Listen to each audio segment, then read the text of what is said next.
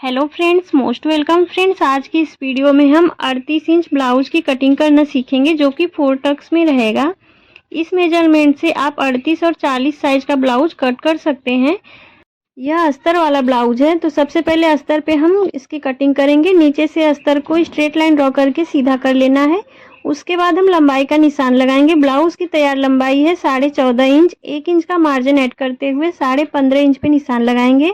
लंबाई में हम 1 इंच का मार्जिन ऐड करते हैं। उसके बाद हम दोनों निशान को मिलाते हुए स्ट्रेट लाइन ड्रॉ करेंगे और यहाँ पे शोल्डर का निशान लगाएंगे 5.5 इंच पर। आर्म होल डाउन करेंगे 6.25 इंच पर। यहाँ पे हम स्ट्रेट लाइन ड्रॉ करेंगे। इस लाइन पे हम चेस्ट का निशान लगाएंगे। चेस्ट साइज है 38 इंच, उसका चौथा करेंगे 9.5 इंच आएगा। इस तरह से 9.5 इंच पे निशान लगाएंगे और 2 इंच का मार्जिन रख देंगे। यहाँ पे हम 1.25 इंच पे निशान लगाएंगे आर्म होल की गोलाई देने के लिए। इस लाइन का हम सेंटर निकालेंगे और सेंटर में निशान लगाएंगे और इस तरह से आर्म होल की गोलाई दे देंगे।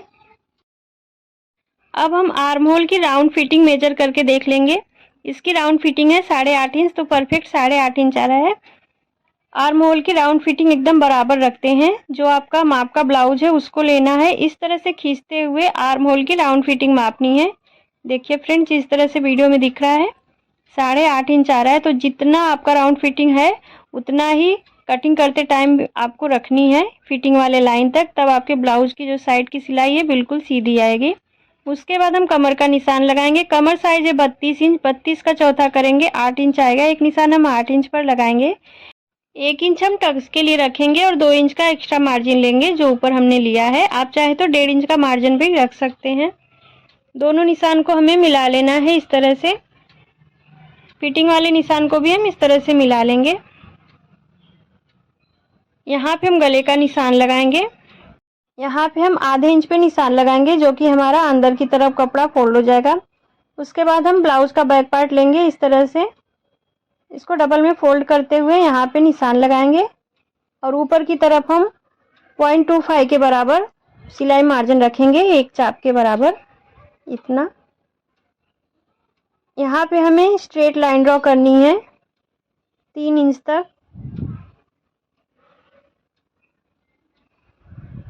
ऊपर की तरफ गले की चौड़ाई रखेंगे 2.5 इंच।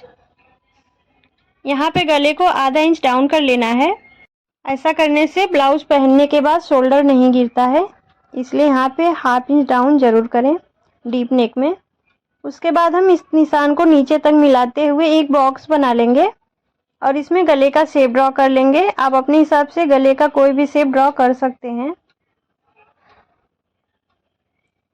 अब हम टक्स पॉइंट का निशान लगा लेंगे। इस तरह से जो हमने फिटिंग का लाइन ड्रॉ किया है वहां तक कमर का सेंटर निकालना है और सेंटर में निशान लगाना है। इस निशान से 4.5 या 5 इंच ऊपर तक एक सीधी लाइन ड्रॉ करनी है और टक्स में हमें आधे इंच का मार्जिन रखना है दोनों तरफ से और इस तरह से मिला लेना है।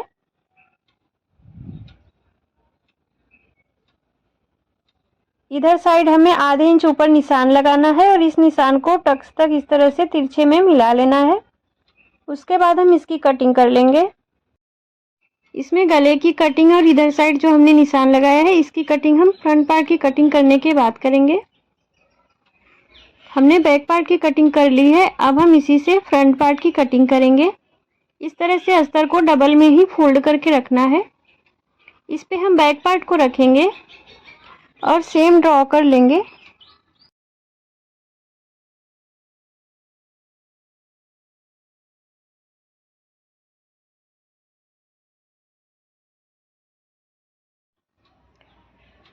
इस पे से बैक पार्ट को हटा देंगे। यहाँ पे हम 5 इंच के बराबर मार्जिन ले लेंगे, 0.25 के बराबर हुकाई की पट्टी अटैच करने के लिए। नीचे की तरफ से हम 1.5 इंच बढ़ाएंगे और दोनों निशान को मिलाते हुए स्ट्रेट लाइन ड्रॉ कर लेंगे। फ्रंट आर्म होल को बैक आर्म होल से आधा इंच अंदर की तरफ कम करते हुए ड्रॉ करना है। यहाँ पे हम 3.25 इंच पे बेल्ट का निशान लगाएंगे। दोनों तरफ हमें 3.25 इंच पे निशान लगाना है। दोनों निशान को मिलाते हुए स्ट्रेट लाइन ड्रॉ कर लेनी है। सामने की तरफ हमें 1 इंच ऊपर निशान लगाना है और इस तरह से राउंड में ड्रॉ कर लेना है। यहाँ पे हमें 1.5 इंच बढ़ाना है साइड से और आर्म होल की तरफ से हम 5 इंच के बराबर बढ़ाएंगे। गले का निशान लगाएंगे हम 7 इंच पर। हुकाई का मार्जिन छोड़ते हुए हमें 2.5 इंच तक सीधी लाइन ड्रॉ करनी है। इस निशान को ऊपर तक मिलाते हुए एक बॉक्स बना लेना है। इसमें हम गले का शेप ड्रॉ कर लेंगे।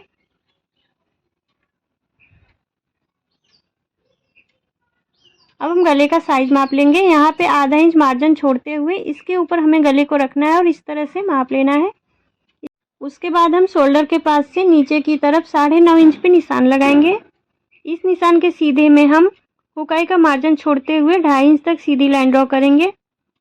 नीचे की तरफ से हम 4 इंच पे निशान लगाएंगे हुकाई का मार्जिन छोड़ते हुए। इस टक्स पॉइंट से हमें 1 इंच नीचे तक इस तरह से निशान लगाना है और नीचे वाले टक्स को वहाँ तक मिला लेना है।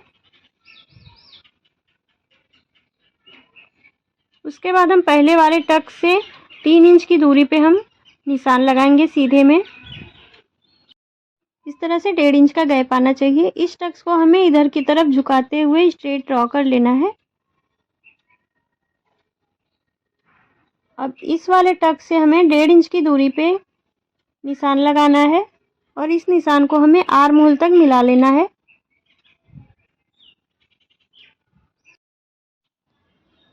यहाँ पे हमें आधे इंच ऊपर निशान लगाना है। इस वाले टक्स में हम 1 इंच का मार्जिन रखेंगे दोनों तरफ से और इस तरह से मिला लेंगे।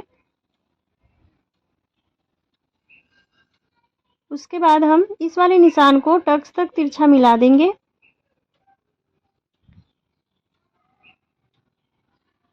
जो निशान हमने बैक पार्ट में यहाँ पे लगाया है इधर साइड, वही निशान हम फ्रंट पार्ट में यहाँ पे लगाते हैं। इससे क्या है, साइड में सिकुड़न नहीं आता है कपड़े में। उसके बाद हम इसकी कटिंग कर लेंगे और ऊपर वाले पार्ट की हम यहाँ से इस तरह से कटिंग कर लेंगे। फ्रंट पार्ट की भी कटिंग कर लिया है मैंने।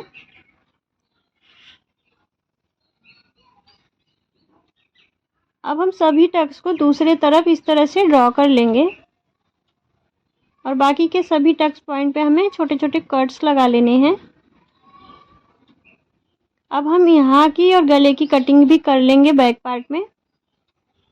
उसके बाद हम स्लीव की कटिंग करेंगे। स्लीव की कटिंग करने के लिए कपड़े को इस तरह से डबल में फोल्ड करके रखेंगे। उसके बाद जो हमारा रेडी आर्म होल है 8.5 इंच, उसमें 1.5 इंच का मार्जिन ऐड करते हुए उतनी चौड़ाई में हम स्लीव की कटिंग के लिए कपड़े को फोल्ड करते हैं।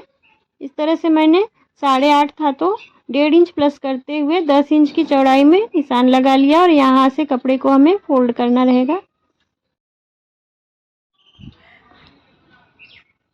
यहाँ पे हम स्लीव की लंबाई का निशान लगाते हुए इस तरह से फोल्ड करेंगे।